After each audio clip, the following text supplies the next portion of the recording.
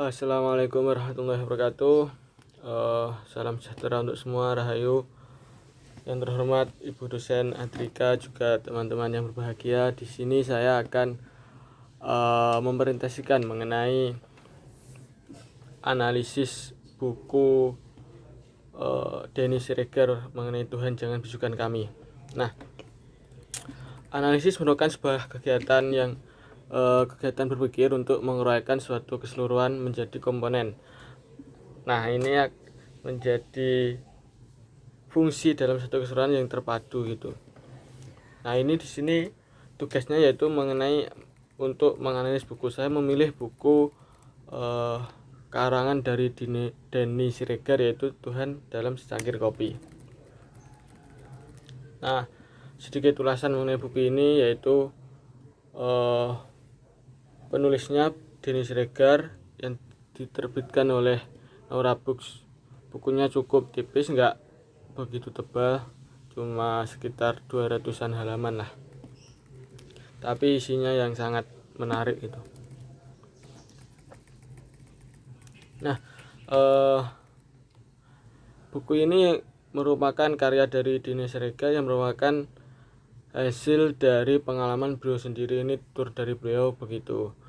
Buku yang sangat ringan, sangat cocok dibaca oleh semua kalangan menurut saya begitu.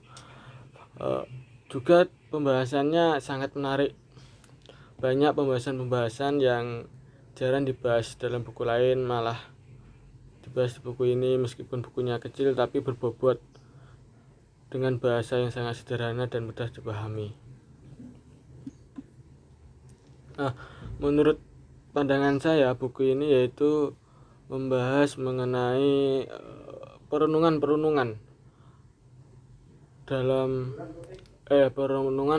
untuk bahwa kemurahan hati Allah itu sangat besar gitu. Banyak sekali juga mengenai kata-kata yang membuat saya tercerahkan yang terdapat buku ini. Salah satunya yaitu dalam buku dijelaskan mengenai dengan kesulitan Tuhan ingin membantu kita melepaskan baju nafsu. Kita dipaksa merasa terhina, malu, menderita, dan banyak lagi. Nah, itu salah satu quotes dari buku ini. Kalau dipahami secara mendalam, saya sangat setuju dengan pendapat ini ya, karena ketika seorang dibutakan oleh nafsu,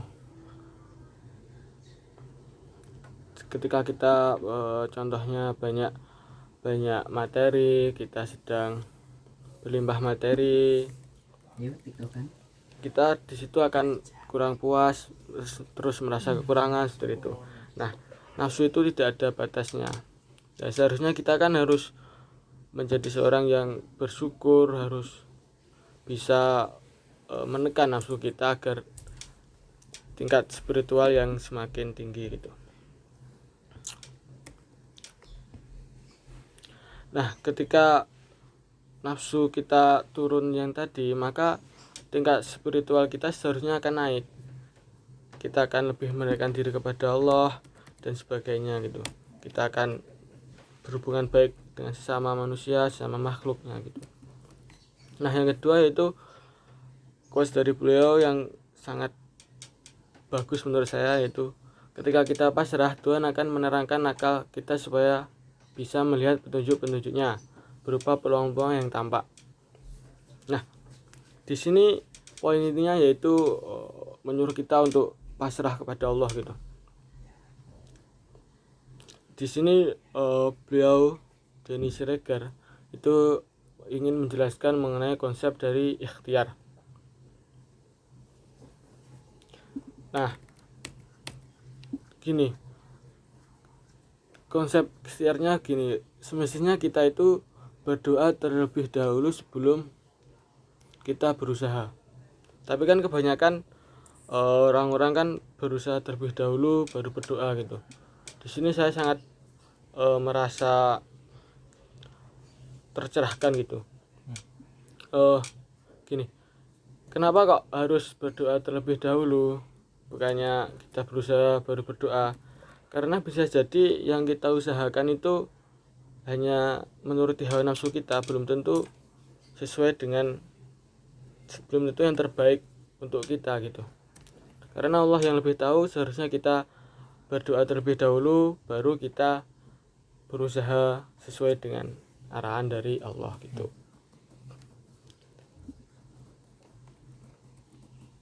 Nah, yang selanjutnya yaitu mengenai buku yang tadi yang menurut saya sangat bagus, yaitu kita ini ibarat cangkir. Tuhan ingin menuangkan kopi panas untuk kita, tapi Tuhan tahu letak cangkir kita masih miring, sehingga ketika Tuhan menuangkan kopi panasnya, pasti kopi itu akan tumpah. Nah, dari sini dapat kita ambil pelajaran, yaitu sesuatu yang pasti akan datang pada waktunya, tentang Allah yang selalu memberikan apa yang saya butuhkan, bukan yang saya inginkan gitu. Ketika cangkir yang dituangkan kopi, ketika kita kan ibaratnya cangkirnya, ketika cangkir ini masih miring, belum pas, ketika kita tuangin kopi kan pastinya kutah. Jadi Allah pasti tahu ketika kita sudah dengan berbagai cobaan, kita sudah berdiri tegak, cangkir ini sudah berdiri tidak miring lagi, pasti Allah akan menuangkan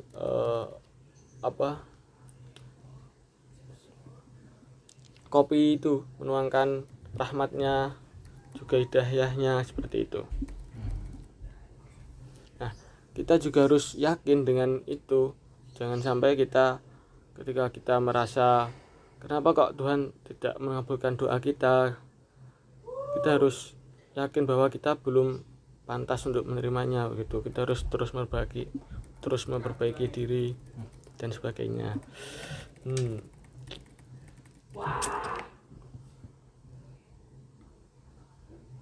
Nah, selanjutnya mengenai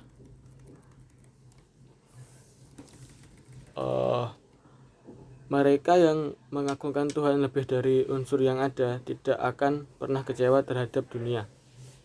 Nah, di sini mengajarkan kita bahwa cinta yang paling murni, yang paling sempurna yaitu kepada Tuhan, kepada Allah gitu, bukan terhadap yang lain, bukan terhadap dunia.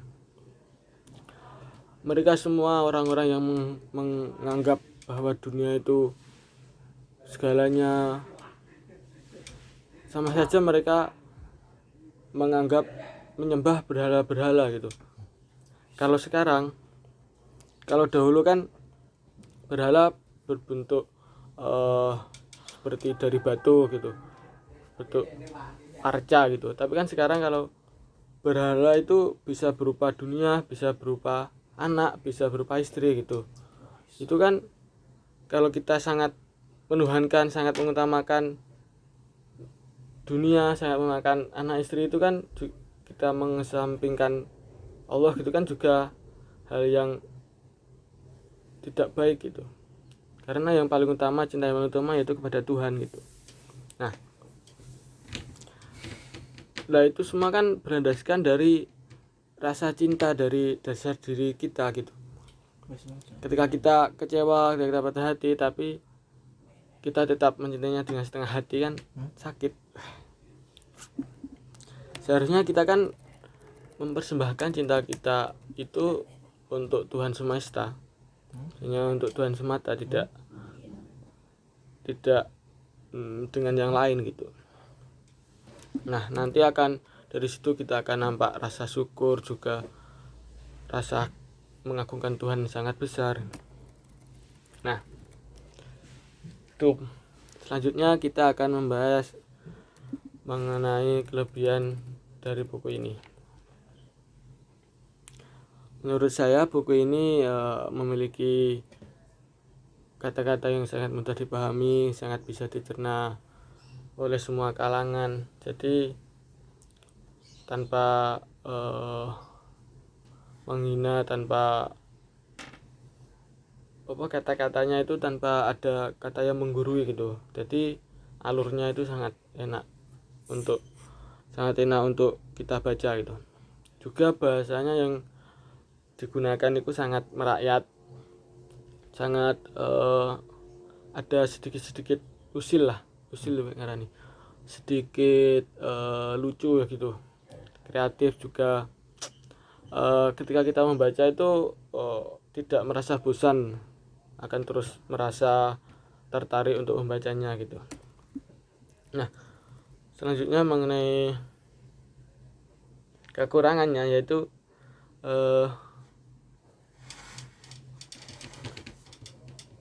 kekurangannya sih dari kalimat, dari paragraf itu kurang gimana ya, paragraf kurang jelas gitulah. Untuk paragraf ini pembahasannya itu tidak runtut gitu, menurut saya gitu kekurangannya. Mungkin kalau pembahasannya lebih runtut kan pemahamannya juga enak. Nah, sekian presentasi dari saya mengenai buku dari Denny Siregar ini, Tuhan dalam Secangkir Kopi. Semoga apa yang disampaikan dapat bermanfaat. Sekian, assalamualaikum warahmatullahi wabarakatuh.